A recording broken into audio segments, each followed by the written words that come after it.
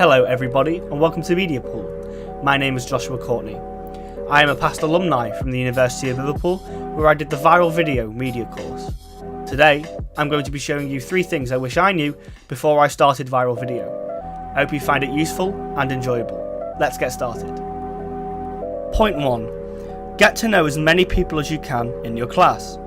You'll be paired up and grouped together in semester 1 anyways, as this will let you create connections for your collaborative efforts and group work in semester 2. This will allow you to get to know your peers if you don't already, and therefore give you a much smoother transition into semester 2 and its group work. Already knowing at least some of your teammates in semester 2 will make your group already hit the ground rolling and make it easier for all of you in the future. Another point I would make is that you should really get to know the technology behind viral video. These will be central to the course and therefore your success in viral video. So this means the sooner you know how to use these devices, the better your videos will be and therefore you will score higher marks. This includes hardware peripherals such as the DSLR cameras, tablets and the software such as After Effects and other editing software on the university computers.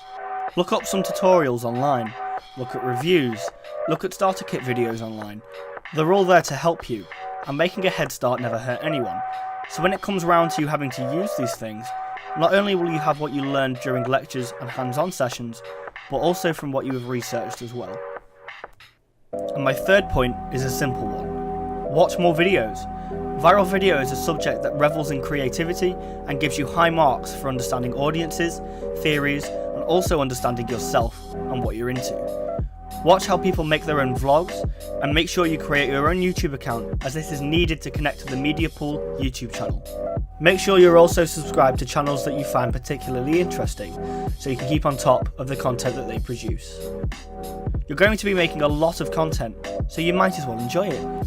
If you don't enjoy what you're creating, no matter how hard you try to mask it, it will show.